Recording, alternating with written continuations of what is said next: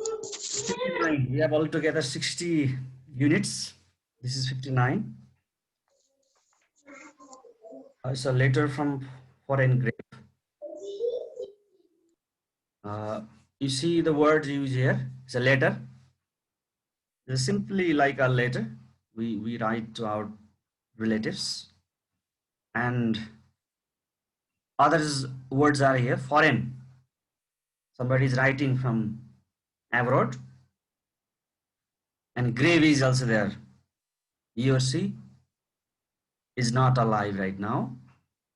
He or she has died or killed in war or somewhere. This is the title. So you can guess what he or she has written uh, in this letter, in this poem. Foreign and grave. A man is writing a letter from foreign grave. Jian, grave means right. So he is not alive. As poem is a part of imagination or product of imagination. Similarly, here you can see the thing, the sentiment. You can imagine what could be the sentiment expressed by the poet. The Nepali poet, D.B. Gurung, he's also called born intuitive poet, natural poet. Generally, in his poem, he blends ethos, culture of Nepali society with the emotion of poet. This is his trend. He blends Nepali culture uh, with emotion, his emotion. So here also is a plainly emotion of the poets, and there is some sort of cultural matters also in this poem. Moreover, it expresses the words of dead person, dead soldiers, you can say. So I like lamentation of Gorkha soldiers who is killed in foreign land. You know, Gorkhas are there in India also, UK also, and in Singapore police also, in America also, an American army also. So this expresses, this poet or this poem expresses the feeling of dead soldier, Gorkhas in a different part of the world, or they are in the different part of the world, and they have some sort of regret. If you are planning to go abroad, right? You don't need to miss, you don't need to forget that. You will have a sort of regret going abroad also later, because you won't be able to make up the milk of your mother and motherland. The same type of regret has been mentioned in this poem. So the speaker in the poem sent his mother message not to weep for him, regretting that he could not do anything for her and his motherland. So it talks about the thing, two things. That means I think you got the idea. And you know the involvement of Nepalese army, Nepalese youth in different part of the world as an army and other workers as well. Every year, hundreds of Nepalese young men join in foreign army. Nepalese youth started to join British army after Anglo-Nepal War from 1814 to 1816. It means when Nepal was badly, somehow, uh, Nepal lost the war. It means Anglo-Nepal War, and especially in the First World War, Britishers, they recruited Nepalese youth for what? Bravery, for their bravery. As in Anglo-Nepal War, they have shown a sort of bravery, and they chased away also in some part of Nepal. Britishers were chased away by, defeated by Nepalese army. So they were called Gorkhali then, and still they are called Gorkha or Gorkhali. So the history goes back to First World War, around First World War. That means they are famous for worldwide for their fearlessness in war and honesty. Nepalese are also regarded as honest people, and they are brave also, fearless also. So they sacrifice their uh, scares their enemies with Khupuri. We know that, we all know that. And Gorkhas took part in many war front like Burma, Ladakh. You have heard recently also. NEFA, right? Malaysia, Kargil, Germany, Italy. So many places are there. You can see. So because of especially their bravery in Anglo-Nepal War, British and even Indian, they began to recruit, they began to select Nepalese youth in British Army or Indian Army, Singaporean, Polish, Indian, American Army, etc. So this trend has been continuing till up to now, and they have also shown their bravery in the peacekeeping force also in different part of the world. That's why they are respected, honored till now for their bravery and especially honesty also. See the glossary. Avarice, this is extreme desire for wealth. Del, valley. Debris, formula, you can say that also, is broken piece of bricks, metal, wood, etc.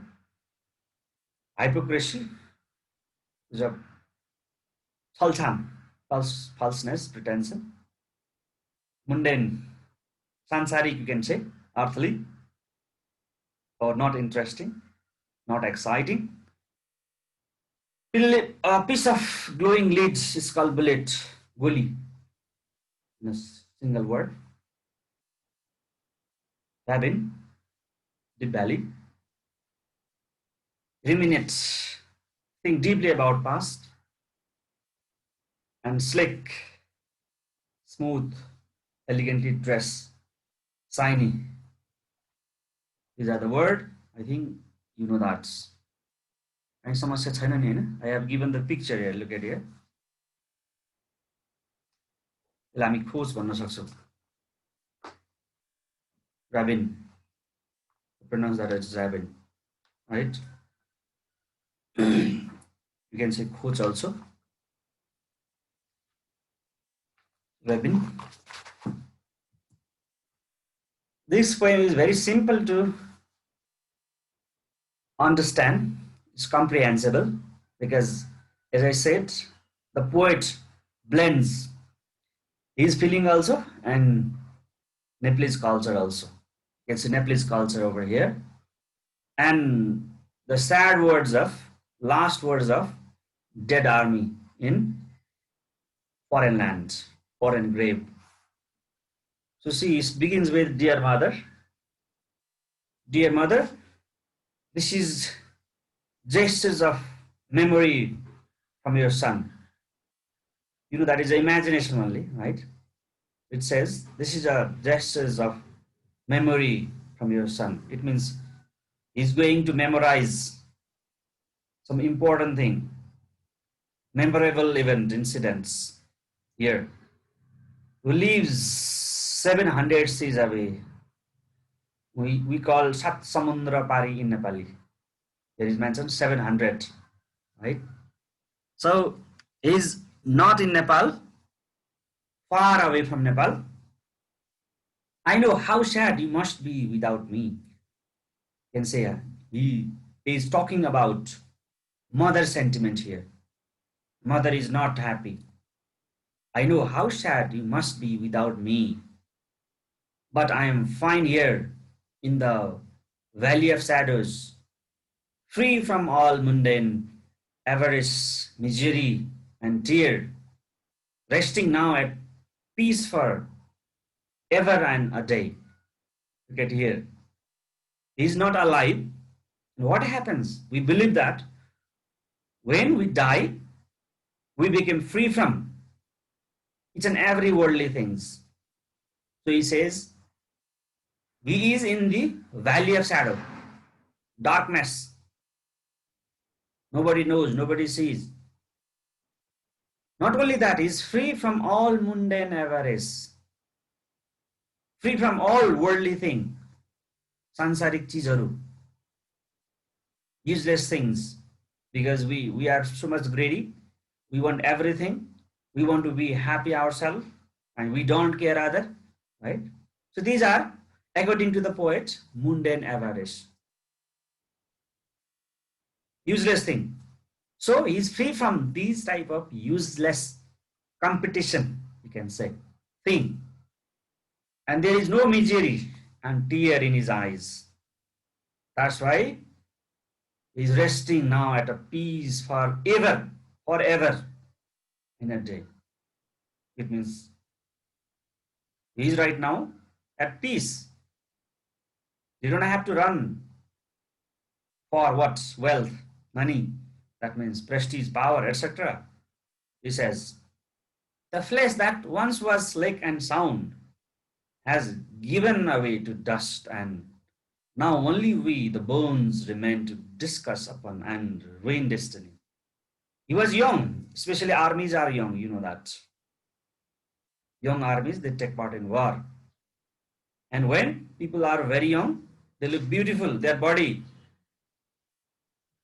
are slick, slim, that means attractive, that means slick, and sound, very good, that means. But right now, he doesn't have that body, that attractive body, because he has been killed or he was killed in the war. So everything has given away to dust, that turned into dust, that mixed into dust. And now only we, the bones, they have only bones. The bones remain to discuss upon and ruin destiny. Ruin means destroyed. Destiny means bhagya, fortune. He has nothing except bone right now because he was recently killed. Bones are there. The bones uh, haven't been mixed into dust or soil.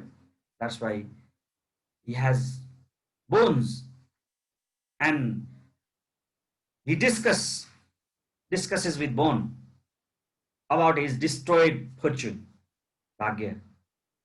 It means he was not fortunate because he was killed in foreign land, not in Nepal. He fought for other, not for Nepal. That's why he says ruined destiny, destroyed by somebody else, for somebody else. That's why he's not happy for that. I do clearly remember that down means morning, when the unsung song of sadness hung in the air. It means he is going flashback to his farewell day when he left his house. The unsung song of sadness hung in the air, and I had to bid farewell. We had to say goodbye to all members, mothers and other members. He says, I do clearly remember the dawn when unsung song of sadness hung in the air. Hang and hung, right? It was moving in the air. On song means the sad song that would happen later. That means his destiny. He didn't know he would be killed in the war. That was unsung song for him. Of sadness hung in the air, and I had to bid farewell to you all. The shadows had crowded over the dells and ravines like impassioned ghosts. My dog Fangri whimpered on, wagging its tail nervously, as though it had known fully well that this departure would never bring his master back again. You can see how was the situation when he left his house. Everything was not well then. Look at here, the shadow had crowded over the dell, valley. Dell means there was shadow in the valley. It was dark in the valley. That means sun was not shining. And he thinks that was the indicator of misfortune for him. And Rabin's like impassioned ghost. Rabin, as I said, maybe he's saying water in the narrow gorge was flowing with a type of disgusting sound, like his dog. His name of his dog was Pangre. We call Pangre, right? You can see here. My dog Pangre whimpered. It was also making unnecessary, some sort of bad sound. It was whimpering, right? It means the Pangre was not ready to leave his master. It was whimpering also. Queen garno, that means. And it was wagging its tail also, nervously. And we believe in our culture, we believe that wild animal or domestic animal, they can forecast the upcoming future. That's why also his dog was impatient. It was not happy. And it was indicating something, as it was wagging its tail also, and it was whimpering also. It was nervous also, because Pangre, the dog, knew that his master would not come back again. He was army and he knew that he would be killed in war. So this departure, departure, opposite of arrival. The master was leaving the house, and Pangre clearly knew that dog cannot speak, but it can indicate. So it was indicating then his master would not come back. He would be killed, right? So this stanza shows a type of bad fortune, misfortune of this speaker persona in this poem. Similarly, look at here, other scene. And with your eyes welling off with tears, pressing your lips against my abidab bro. Here, the poet is talking about his mother. Mother's eyes were full of tears. You know that when a son goes away from a house, leaves a house for various reasons, always mother become unhappy. They roll down the tears from the eyes. The same thing was there. With your eyes welling off with tears, pressing your lips against Otokera, right? When we have to hide our what? Our nervousness, our some sort of sadness, or we are about to roll down tears, what happens? We somehow press our lips against teeth. हामी दाँतमा चाहिँ ओठ लगाएर टोक्छौँ. Same thing, same situation was there with mother. And my Avid Dabro means tika. He had received tika from mother. This is departure tika, right? And Abir was there. That means on his forehead, right? So my Abir Dabro, you had bless on your breath, right? Maybe mother was hugging, embarrassing, embarrassed with son. That means Imran, hugging son. So you had blessed me on your breath to be always brave. That was her blessing. That was mother's blessing, right? To be always brave, she said. Then what happened? I have tested fire and swallowed it raw. As mother blessed him, he showed his bravery in the war. So he tested fire. Swallowed means nilnu, it raw. He has eaten raw. It means he had swallowed the bullet. That means at many fronts of Burma, Ladakh, Nepal, Malaya, Kargil, to Germany, Italy, Tunisia, Falkland, and Kosovo. In many places, he tested fire.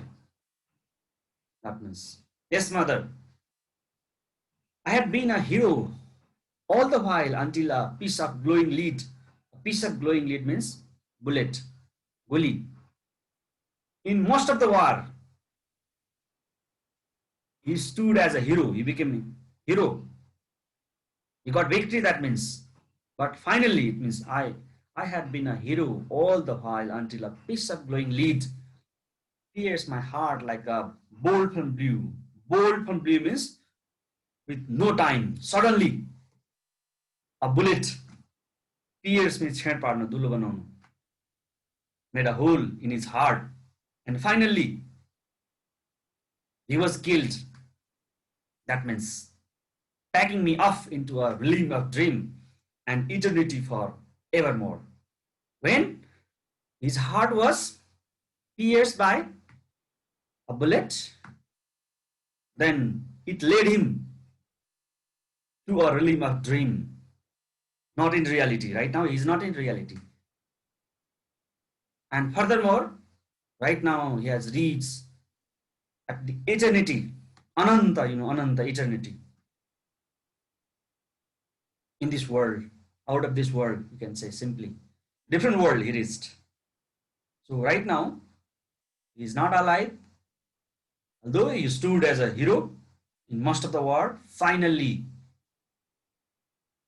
his heart was pierced by a bullet. And he was killed. And right now, he is in a realm of, in the world of dream and eternity. Ananta.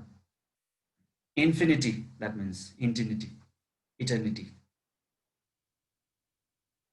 See the next stanza. My fate has fastened my eyes to my kingdom, where history brought amidst the debris of lies and hypocrisy.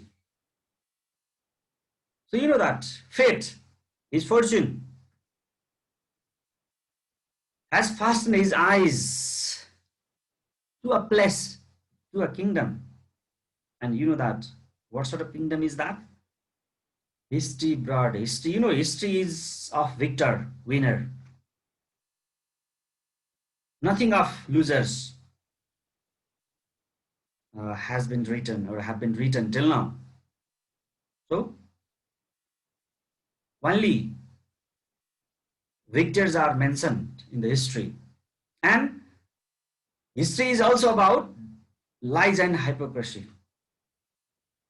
Because they will twist the reality, right? History is not true. Whatever we read, for example, who massacred the families of King Birendra? We don't know. And later on, we will say Dipendra and somebody else.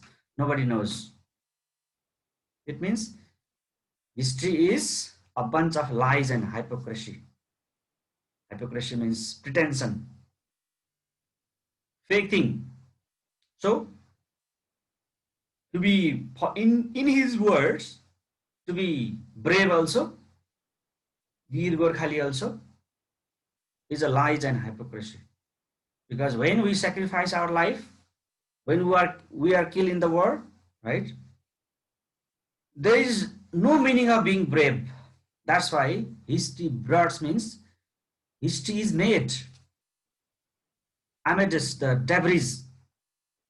Debris means here some sort of collections of garbage, debris of lies and hypocrisies. As I said earlier, he is there in this sort of world where only lies and hypocrisies are respected. So that's why I like B.Ed, right? As the world was as such, full of lies, full of hypocrisy. That's why he says, that's why I lie buried here among my friends and enemies, right? Here, because of that hypocrisy, because of that sort of lies, he's buried. Buried with God, no, right? With friends also and enemies also. Right now they are together. When they were alive, they were enemies and friends. Right now, they are neighbors because they are buried in the same place. Those who killed us and those whom we killed, we have everything in common here. We live in total harmony in a community. Harmony means in brotherhood. See what happens when we die later, right? We have to live everything. There won't be any sort of ambition or intention, and everything will be equally treated when we die. But we are living in hypocrisy right now. That means, remember the word hypocrisy.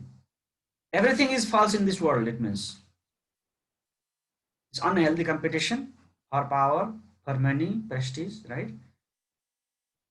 It's not fair. It's not good. We know that. But we have to live. We need money for living. We need worldly thing for living, right? But if we use bad door to gain this thing, it doesn't help you to live in peace and in harmony. So the writer, the person and the poem says the same thing. After they were killed, before they were killed, they were enemy and friend. After they were killed, they are living in harmony, total harmony in a community of true brotherhood. Look at here. For we are the lost citizen of the world. Weep not for me, O my mother, for my war is over. Now I need no more the ricks, the gunshot, and the cells or ricks, my kukuri. Says he again requests his mother not to cry, not to weep for him. And he says, even after crying for him, she could not gain him, meet him. That means, because he says his war is over. When we die, our war will be over. This means now I need no more to risk the gunshot. Even shooting the gun doesn't harm him. That means even cell means we call dhal, cell used in war. You know that. Or kukri also. There is no use and no harm at all, he says. Or advance through the hell of the front. Advance means move away, move ahead. He is comparing that war front as the hell. You know, narak, hell means here. And front, you know, war front means killa. So advance through the hell of fronts, yelling the dreaded word, Ayo Gorkhali, right? Yelling means shouting. Dreaded means darlag the word, right? When Gorkhali, they attack other, they shout saying Ayo Gorkhali. And because of these two words, they used to threaten, frighten the part of enemy, right? And right now, he doesn't have to advance saying this. He's free right now. He says. So the next stanza is a long poem by which indeed we scare our enemy to death. Right? Even Napoleon, even Hitler, right? They said they are afraid to fight with Gorkhali. So indeed, Gorkhalis, they use Aya Gorkhali, that phrase, to scare, to frighten enemy to death. But in return, The very mantra, mantra is Nepali word and Sanskrit word, you can say, snatch away our own life, right? Always, Gorkhalis are not the victor, right? They can be killed. The same thing happened to him. He dreaded many enemies. He killed many enemies using that mantra, but finally he was killed himself. That mantra killed him himself, I mean. So war are always wars, and death takes no prisoner, right? If you run away, if you are a prisoner, if you are elsewhere, right? Doesn't kill, but in war, anything can happen. And that took place in his life also. That means war are always war. War means wars are destructive, devastating. There is no matter of strong and weak. Both party would be somehow, you can say, destroyed, or they have to bear loss in the war. So, and the soldiers are mere little things for sacrifice, mother, right? And he also adds that soldier is not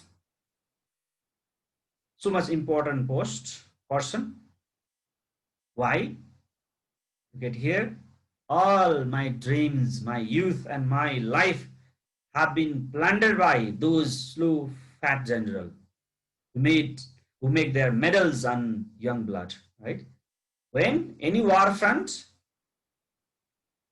uh, became successful, or the party got or gets victory over the party, another party, enemy, only general, we say journal in Nepali, they get medal, not the soldiers. And sacrificing the life of those innocent or poor creature, those general get medal, they get promotion. It means, so he says, my youth, my dream, my life have been plundered by, taken away by, snatched away by those slow fat general, army chief, you can say. Because getting victory over enemy, they get promotion and they get medal also.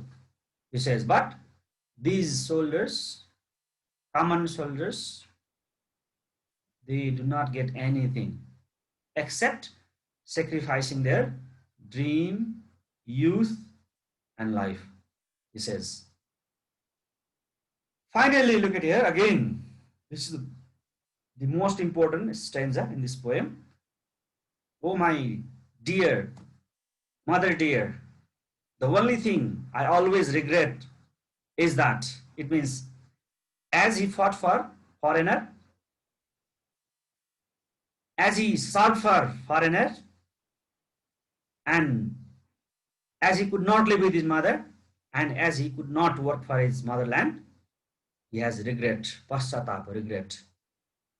That is, I was unable to make up for your milk during this lifetime. He says, he could not make up for milk. Make up means here, हामी दुधको भारा भन्छौँ नेपालीमा. I was unable to make pay here. What? For the milk in this lifetime. It means he could not provide comfort, happiness, joys to his mother. For I died for the cause of other in a war of no glory. Right? If we fight, if we work for foreigner, this is not the war of glory, happiness, or victory. Right? For example, our Nepalese army in India, they are fighting for Indian. Right? Even though they get victory, it's not our glory. It's not our pride. So I died for the cause of other, for others. It means he served others, he worked for other. So it was not the war of glory. No pride at all. No gaurav pride means here. Forgive me, mother, and weep not for me anymore. It has two meanings. Look at here. Forgive me, mother. There is no reason to weep for our son. One, he could not provide happiness to his mother, could not serve his mother. One. Next one is he worked for another country. So to be sad for such type of person is not so good, in the sense that he did not show any type of devotion, love, patriotism toward his country. That's why also he says not only for his own mother, for motherland also is not important. That's why to say tears for, to rule tear for such type of citizen is not important, not praiseworthy. That means. So he says, weep not for me anymore, but ruminate for those living whose war are now to be fair about. Right? And finally, he also suggests that do not worry for the dead person who work for other. Ruminate means think. Think. Many people, there can be other wars also. And many people, many young people, they could lose their life. That's why he also suggests us to stop such type of probable war in which many people will have to lose their, sacrifice their life. And he has already said that war is always war. Anything can happen in war. There is no any such thing such as brave or not, strong or weak, or so many other. That's why he says that think about the probable war, ruminate for those living, right? We have to worry about the who are alive, not about those who have already died, killed. This is the uh, poem. So let me read this summary once again. If you have any problem in course of this, you can ask me. The poem is later, as I said earlier, by a dead son from foreign grave to his mother in Nepal. It has depicted the reality of Gorkhali, British soldiers in foreign land. It requests us not to sacrifice ourselves for the sake of other, right? Many young people, they are eager to go abroad for money and so many other things, right? Life is very short. We have to work for our motherland, for our mother, our parents. That means, so it requests us not to sacrifice ourselves for the sake of other. Also, the poem teaches us to live in total harmony in a community, as everyone should do it after his or her death. After our death, we are supposed to live in harmony. Then why not when we are alive? So we have to promote harmony, brotherhood, peace in our society, it says.